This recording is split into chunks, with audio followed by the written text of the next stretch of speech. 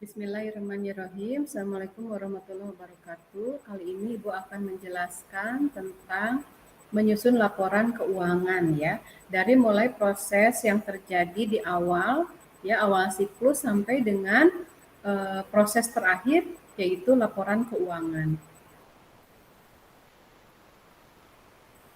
Nah, di sini bisa kita lihat ada contoh kasus ya, contoh kasus yaitu tentang perusahaan Yusuf Arya yang bernama Cerah Indah.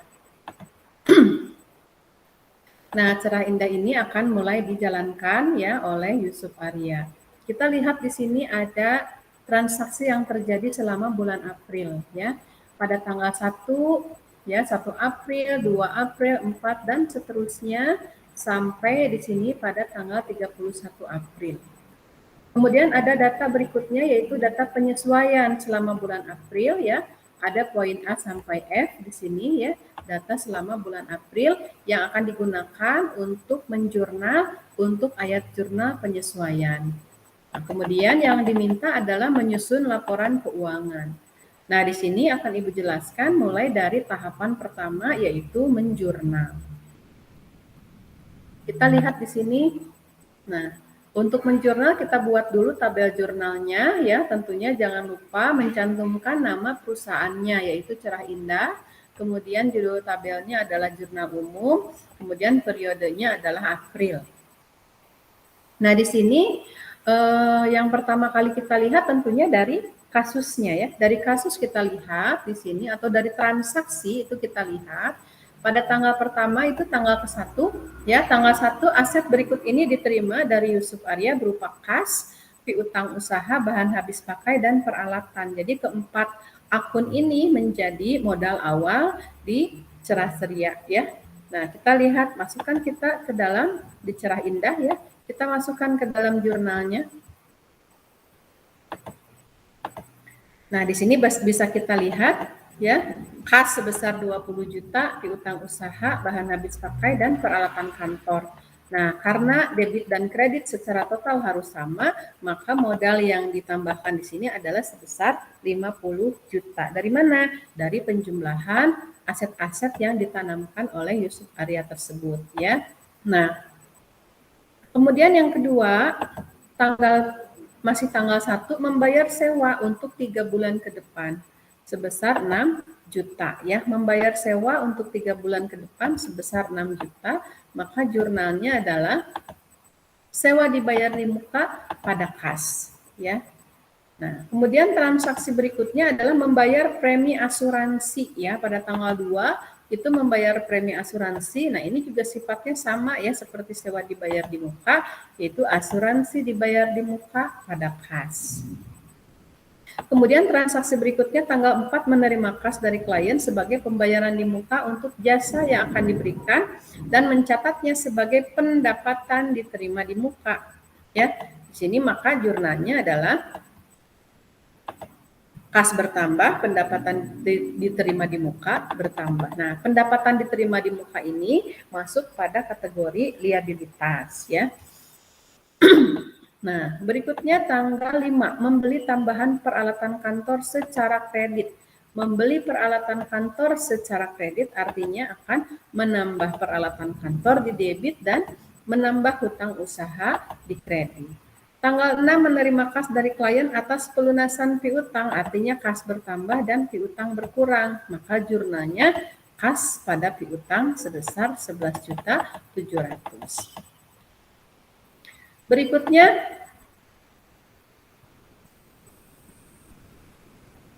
kita lihat di sini membayar kas untuk pemasangan iklan ya sebesar 350.000.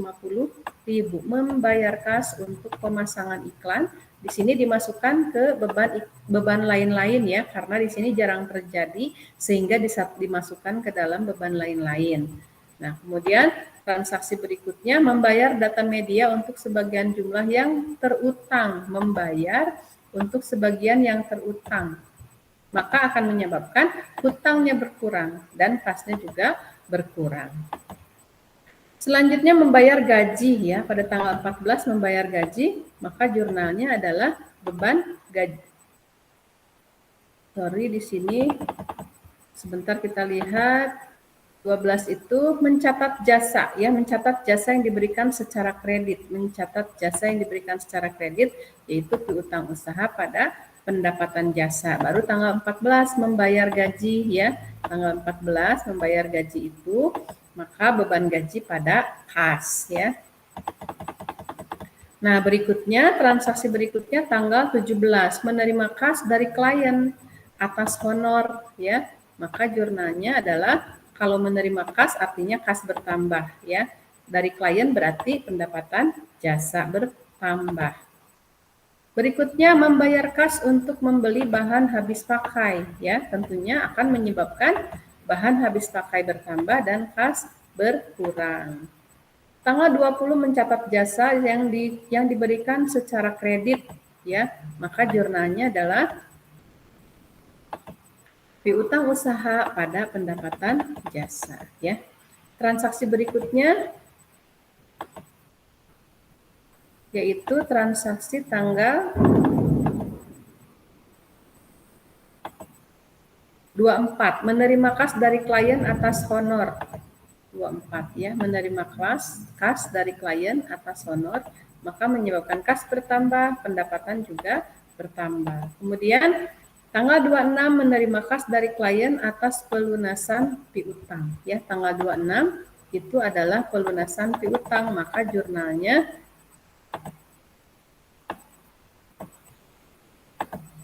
kas pada piutang, kasnya bertambah, piutangnya berkurang.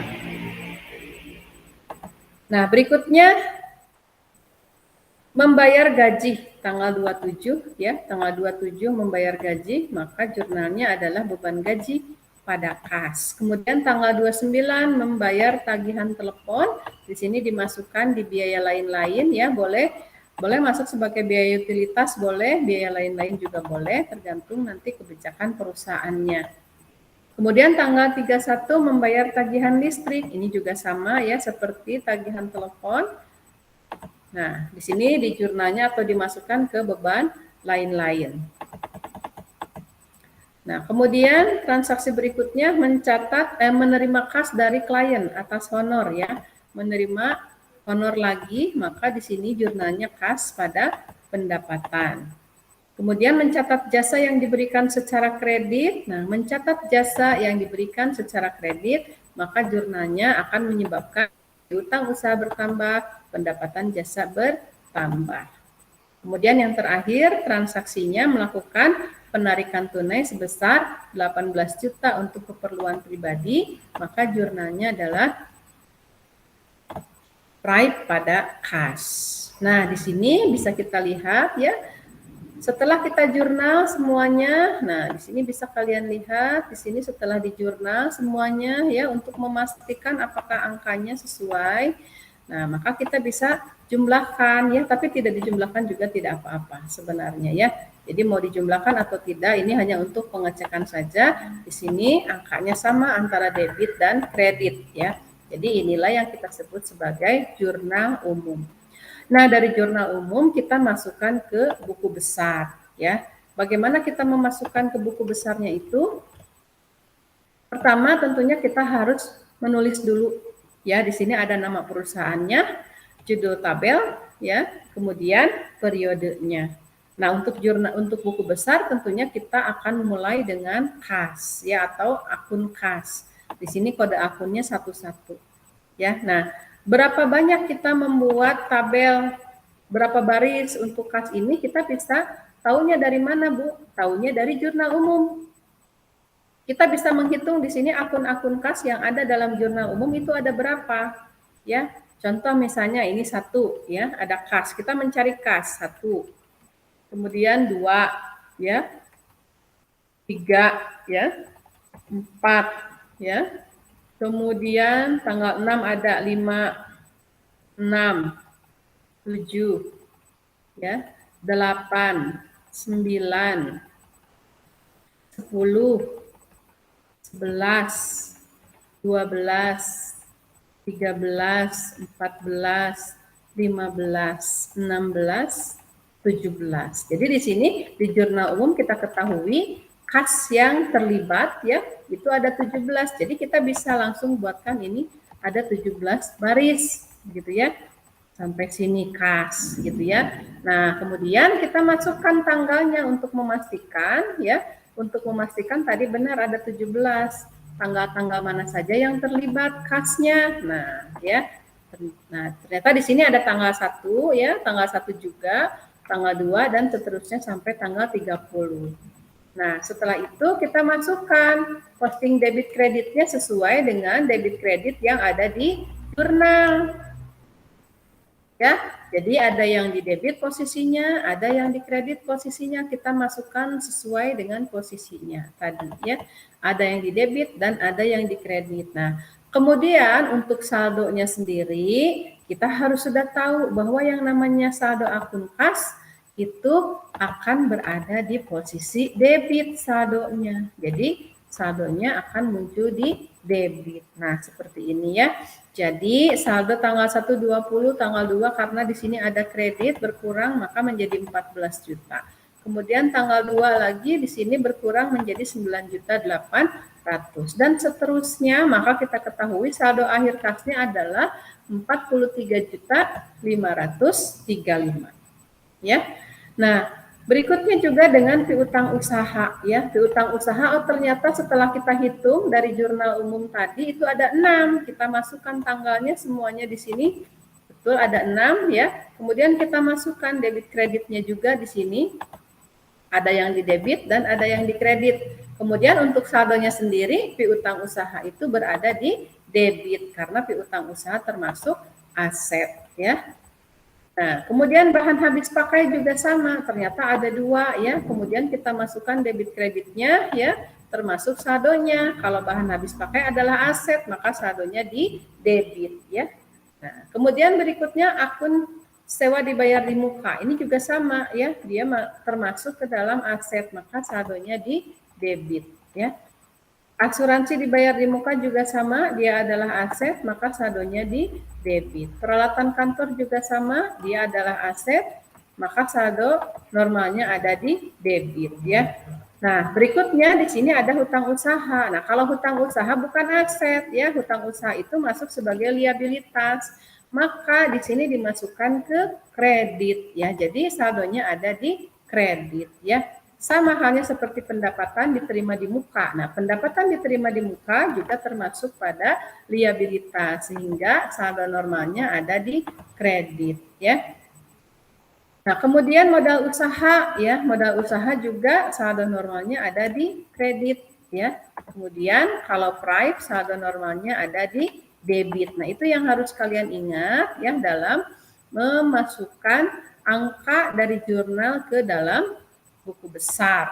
Nah, kemudian di sini pendapatan ya, kita masukkan juga tanggalnya, kemudian posisi debit kreditnya. Nah, kalau pendapatan itu saldo normalnya di kredit, maka kita masukkan di sini di kredit ya. Nah, seperti ini. Ya, di kredit, tapi karena di sini di kredit semua itu sifatnya menjumlah ya. Oke. Nah, berikutnya beban gaji. Nah, kalau beban gaji saldo normalnya adalah debit ya, karena beban saldo normalnya debit. Beban lain-lain juga sama, saldo normalnya debit ya. Nah, ini ya. Sesuai dengan tanggalnya kita masukkan. Nah, begitu ya. Begitu setelah kita masukkan semuanya ke dalam buku besar, kita lihat saldo akhirnya kas 43535 ya. Kemudian piutang di sini 17.790, kemudian bahan habis pakai 4.025, kemudian sewa dibayar di muka ada 6 juta, asuransi 4.200 ya. Kemudian peralatan kantor 20 juta, hutang usaha posisinya di kredit 1.600.000. Pendapatan diterima di muka juga di kredit 9.400.000. Kemudian modal di kredit 50 juta. Nah, sedangkan pride itu debit sebesar 18 juta. Kemudian pendapatan saldonya 57.500 ada di kredit. Nah, kemudian beban-beban saldonya ada di debit ya. Beban gaji 3.300.000, beban lain-lain 1.650.000. Nah, dari sini kita masukkan ke dalam neraca saldo belum disesuaikan. Tadi kas itu saldonya ada di debit ya, 43.535 ya.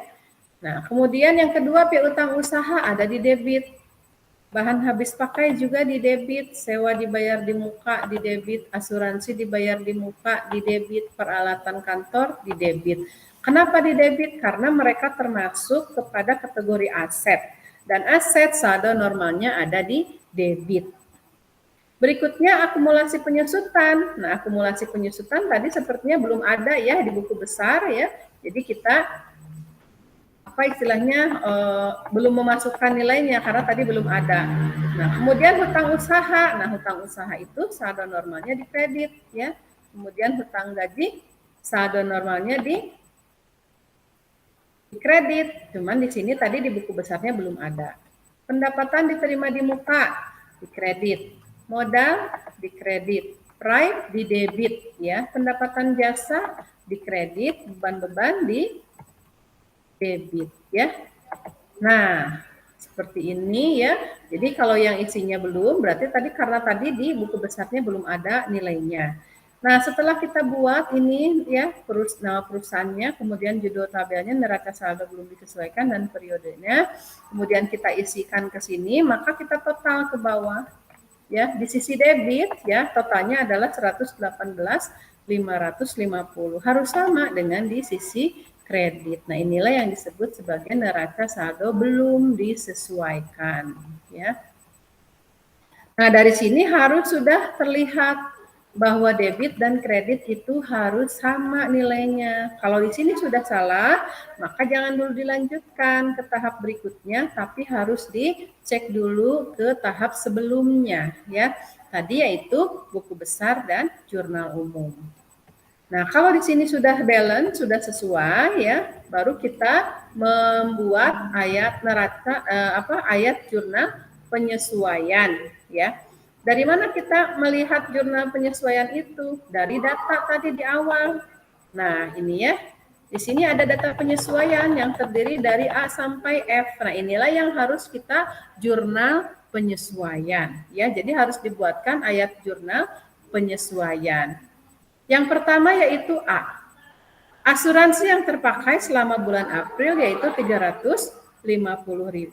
Nah, kita lihat di sini ya. Jurnal penyesuaiannya asuransi yang terpakai, maka jurnalnya adalah beban asuransi pada asuransi dibayar di muka, yaitu jurnalnya. Kemudian yang kedua, sisa bahan habis pakai. Nah, ini dikatakan sisanya. Kalau di sini dinyatakan sisa, maka kita perlu mencari persediaan awal dikurangi sisa. Ya, sisa ini sebagai persediaan akhir. Maka persediaan awal dikurangi persediaan akhir 1.225.000. Nah, persediaan awalnya dari mana? Kita lihat dari buku besar, ya. Tadi namanya apa? Bahan habis pakai. Kita lihat di buku besar, tadi ada bahan habis pakai. Nah, ini bahan habis pakai totalnya adalah 4.025.000, ya. Kemudian tadi kita lihat sisanya 1.225. Maka 4.025.000 dikurangi 1.225, maka hasilnya untuk jurnal yang kedua ini adalah, kita lihat, beban bahan habis pakai pada bahan habis pakai sebesar 2.800.000 ya. Jadi 2.800.000 ini dari 4.025 dikurangi 1.225 ya. Berikutnya yang ketiga adalah penyusutan. Ya, penyusutan jurnal penyesuaiannya adalah beban penyusutan pada akumulasi penyusutan. Kemudian yang berikutnya gaji resepsionis yang terutang. Nah, ini gaji yang belum dibayarkan ya. Gaji yang belum dibayarkan, maka jurnal penyesuaiannya beban gaji pada hutang gaji ya. Nah, kemudian transaksi berikutnya sewa yang habis terpakai selama April. Sewa yang habis terpakai itu berarti nilai itu yang harus dimasukkan ya, yaitu beban sewa pada sewa dibayar di muka ya. Kemudian transaksi terakhir yang perlu disesuaikan yaitu pendapatan diterima di muka. Pendapatan diterima di muka itu, maka jurnalnya adalah pendapatan diterima di muka pada pendapatan jasa. Nah, untuk memastikan juga ya, kita jumlahkan antara debit dan kredit. Nah, ternyata sama ya, tapi ini tidak wajib ya, hanya untuk memastikan bahwa jurnal yang kita buat itu sudah sesuai ya, atau angkanya tidak ada yang salah. Nah, dari sini setelah jurnal penyesuaian tadi ya, kita tadi membuat apa? Buku besar ya. Dari buku besar kita rangkum ke neraca saldo belum disesuaikan. Kemudian kita masukkan juga jurnal penyesuaian. Nah, dari sini baru kita masukkan ke kertas kerja. Nah, kertas kerja ini terdiri dari 5 lajur ya. Ada neraca saldo belum disesuaikan, ayat jurnal penyesuaian, neraca saldo setelah disesuaikan, laporan laba rugi, dan laporan posisi keuangan. Masing-masing lajur ini memiliki sisi debit dan sisi kredit ya. Nah, sekarang kita lihat nama akunnya ini diperoleh dari mana ya? Ini kita peroleh dari buku besar ya, atau buku besar dan neraca saldo belum disesuaikan. Ya, kemudian kita salin saja di sini. Tadi kan kita sudah buatkan neraca saldo belum disesuaikannya ya. Kita masukkan sesuai dengan posisinya ya pada neraca saldo ya. Saya perbesar dulu. Nah, Ibu perbesar dulu ya. Nah, ini adalah 2 lajur ini ya yang kita gunakan untuk memindahkan neraca saldo belum disesuaikan yang tadi sudah kita dapatkan dari buku besar ya. Nah, kemudian kita lihat dan kita jumlahkan di bawahnya, tentunya harus sama jumlahnya, yaitu 118.500.000. Nah, dari sini kita lanjutkan dengan membuat ayat jurnal penyesuaian. Tadi sudah kita buat ayat jurnal penyesuaiannya. Ya, kita lihat di sini ayat jurnal penyesuaian ini. Yang pertama, beban asuransi pada asuransi dibayar di muka sebesar 350. Nah, kalau sebelumnya di sini tidak ada beban asuransi, kita tinggal tambahkan saja ya. Misalnya di sini sudah dicatat beban asuransi di debit ya. Kemudian asuransi dibayar di mukanya. Nah, ini ada di kredit. Nah, ini. Nah, begitu ya. Jadi ini yang kita buat nih. Sekarang kita sedang menyusun jurnal penyesuaian ya. Nah, ini ya. Kemudian yang keduanya tadi beban bahan habis pakai pada bahan habis pakai 2.800.000. Beban bahan habis pakai kita lihat di bawah ya. Kalau tidak ada tinggal kita tambahkan. Nah, ini beban bahan habis pakai di debit ya. Kemudian di kreditnya adalah bahan habis pakai. Nah, ini kredit. Nah, ini ya. Kemudian penyesuaian yang berikutnya adalah beban penyusutan pada akumulasi penyusutan. Beban penyusutan kita lihat di bawah ya, di sini. Nah, ini di debit. Kemudian akumulasi penyusutan ya, ini di kredit ya, di kredit. Nah, seperti itu ya. Kemudian transaksi berikutnya beban gaji pada hutang gaji. Beban gaji pada hutang gaji, beban gaji. Nah, di sini ya. Nah, ini debit ya. Kemudian hutang gaji, kredit. Nah, ya. Berikutnya, transaksi berikutnya adalah beban sewa pada sewa dibayar di muka. Beban sewa pada sewa dibayar di muka. Kita lihat di sini beban sewa ya. Beban sewa pada sewa dibayar di muka. Nah, ini sewa dibayar di muka ya. Nah, seperti itu. Nah, ya. Kemudian yang terakhir pendapatan diterima di muka pada pendapatan jasa. Mana pendapatan diterima di muka? Ini ya debit ya. Pada pendapatan jasa. Pendapatan jasa di sini kredit. Nah, ini. Ya. Nah, setelah semuanya kita jurnal, ayat jurnal penyesuaiannya, kita jumlahkan juga ke sini. Apakah sama? Nah, ini sama hasilnya 8.175 ya. Dari seluruh jurnal penyesuaian sudah dimasukkan ke dalam ayat jurnal penyesuaian yang di kertas. Nah, di sini ya. Nah, dari sini kita masukkan ke neraca saldo setelah disesuaikan. Ya, sudah atau telah disesuaikan. Ya, dimasukkan ke neraca saldo telah disesuaikan. Bagaimana caranya? Nah, di sini jika neraca saldo belum disesuaikan, di sini tidak ada penyesuaian, ya, maka kita tinggal memasukkan langsung saja. Ini kas, ya, 43535, tinggal dipindahkan saja ke sini, ya, menjadi saldonya sama. Ini juga sama, ya, karena tidak ada penyesuaian, ya, karena tidak ada penyesuaian, ya, maka langsung dipindahkan. Nah, kalau ada penyesuaian, berarti harus kita sesuaikan dulu. Di sini neraca saldo belum disesuaikan sebesar 4.025 di posisi debit. Ya, ini termasuk aset, masih termasuk aset. Kemudian penyesuaiannya di posisi kredit. Ya, artinya apa? Artinya mengurangi. Tapi di sini posisinya harus tetap di debit. Kenapa? Karena saldo normalnya di debit. Ya, jadi ini 4.025 dikurangi 2.800.000. Ya, sama juga ini karena masih aset, ya, masih aset, ya. Jadi kita masukkan di sini. Nah, kemudian yang ini akumulasi penyusutan. Akumulasi penyusutan itu masuk kriteria aset tapi sifatnya mengurangi, ya. Saldo normalnya juga berbeda dengan aset, yaitu di kredit, ya. Berikutnya ini adalah hutang usaha. Kalau hutang usaha jelas adanya di kredit, ya.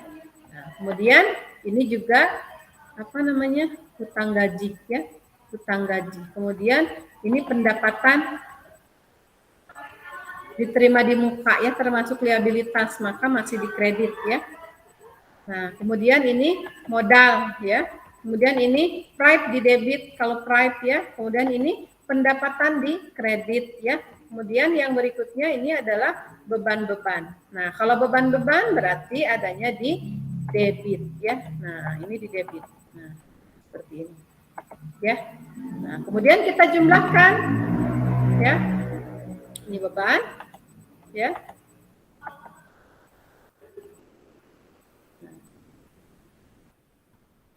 Ya, kemudian kita total di sini dijumlahkan.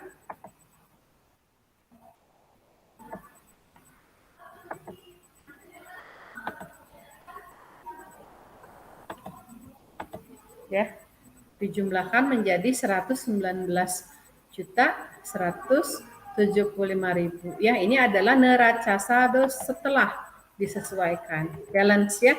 Jadi di sini balance, ya.